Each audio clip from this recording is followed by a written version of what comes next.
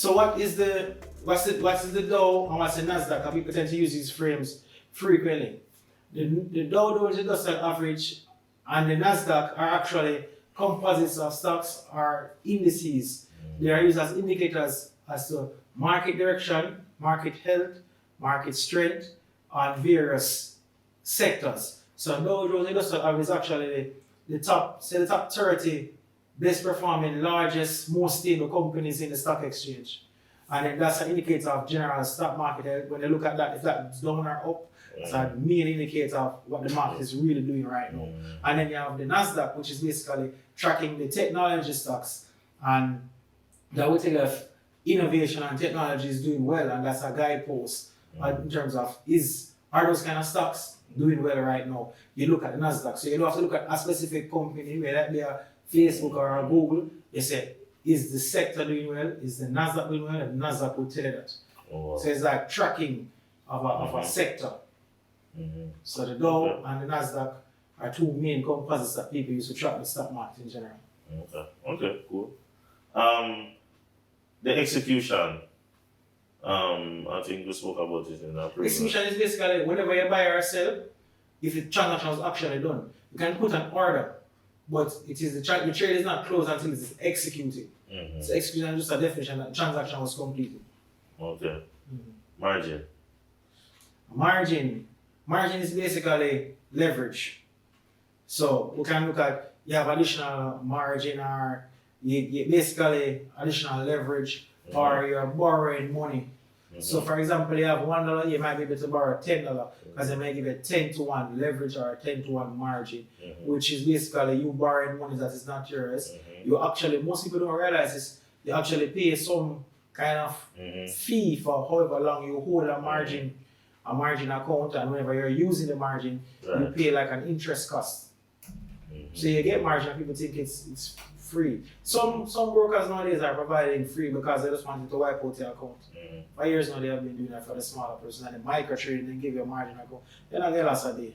You understand? But the fact is that leveraging properly used or margin properly used can generate additional profits, but it comes with additional risk. So it's all about using professional and ensuring that we have as much information to make those decisions. Yeah. Moving average. And experience and knowledge and knowing when to use and when not to use. What is a moving average, and how does that a major indicator of what the market is doing? A moving average, they use them as indicators while they're trading. So it's basically a statistical calculation of a running price. It's something that's very simple when you actually see it work out over months. So like a 30-day moving average will be the 30 days average of the closing price of a stock. But that 30 days could have started Monday, and we have calculated 30 days leading up to Monday. But when we move on to Tuesday, the new rate for that moving average will discard the last day on the 30 day and take the newest new day. And you keep moving the average, which is why it's moving. You keep, in a temporal sense, it keeps moving with it in time. So it's like you're getting an average move. So it smooths out what volatility of a stock would actually look like. So if the stock might be doing this, and then the moving average smooths that out and show it's actually not moving over 30 days, it's not moving that significantly. Right. It's around a certain average price, and that's what it does. So you have some of them that are like 200-day moving average, 30-day moving average, and people might use those as guides or whether the stock is overbought or oversold. And they use that in their trading tactics, so they're doing day trading or they're active traders. But it's basically a statistical measure that is tracking the volatility and the level of volatility, what stock is moving on. Where you should buy or sell. Because if you see a moving average going it's like heavily this, used mainly by traders. So if you're not a trader, it won't be as relevant. It's a statistical concept, so it's used in stats, but that's where it's mainly used in finance. As I said, if me go and see a stock or just so, I don't really want to buy the stock if it continue. If it have a steady moving it all depends on average. your approach, because some traders love volatility if they're a short-term trader. They Oh, want to make money here, make money there, make money here, make money. People don't believe that it's very taxing. it is. But what they use is like to smooth it out and look at a more longer term picture, like a 30-day picture, 200-day picture. So at 200 days, this average or this volatility, it's fine. It won't go as far outside of this or things like that. But you have to. When an investor says my portfolio has this and that around. A portfolio is basically a collection of your investments. So it's basically a collection of your investments. So if you have a stock portfolio, it's a collection of your stocks. If you have your total investment portfolio, it's whatever you have invested in. Or you have bought real estate, you have invested in a real estate trust, you have bought stocks, you have bought bonds, Right. all these things together as a composite make up your portfolio. Rally.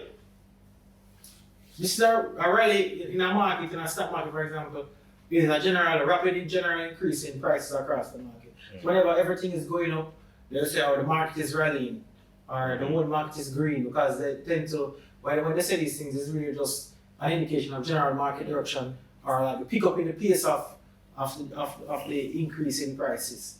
And you use the word a lot in terms of sectors. Sectors determine what stocks and whatever you are invested in, right? A sector is like, all of these terms are just grouping terms. So a sector is technology sector. I want to invest in technology. So you break out, they would say like you put a Facebook, Google, Apple, these are all technology. I understand? Or you say, I want to do real estate. Say like just real estate. I don't know what they call that sector. Right. I understand? Or the manufacturing, because I think out in Jamaica here, we have the manufacturing index and the manufacturing sector.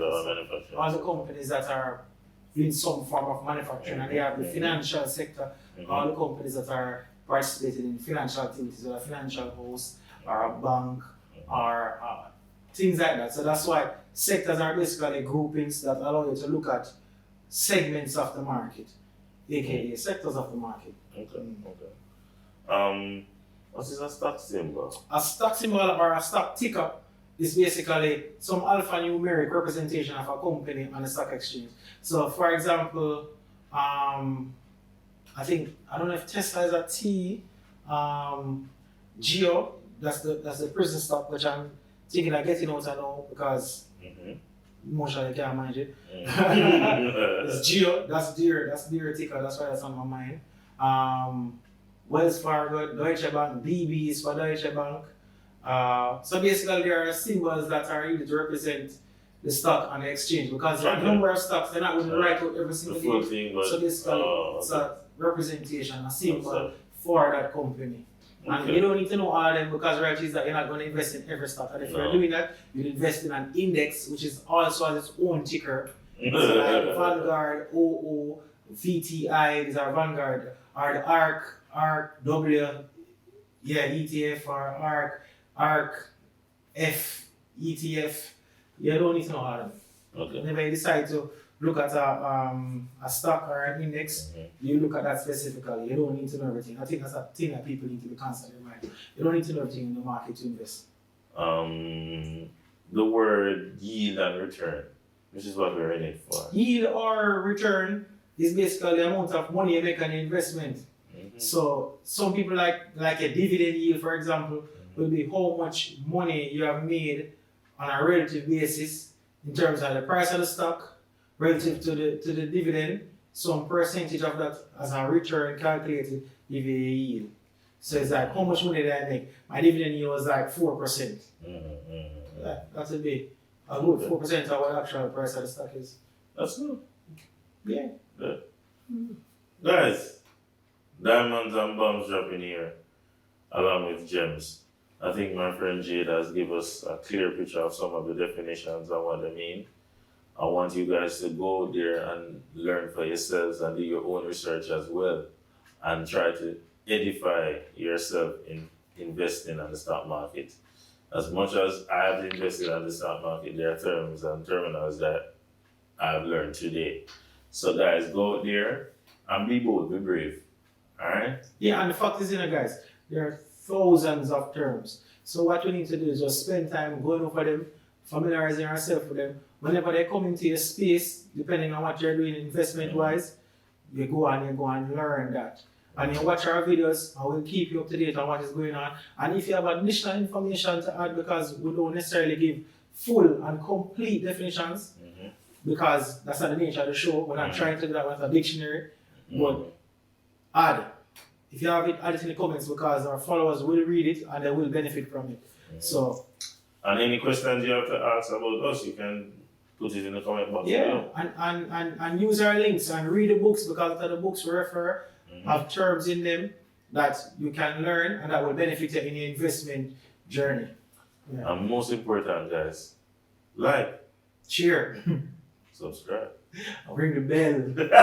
Yeah. Alright, guys, we do this. We do this. We do this for free. Great, man. All the time. Great, man. Boom, man.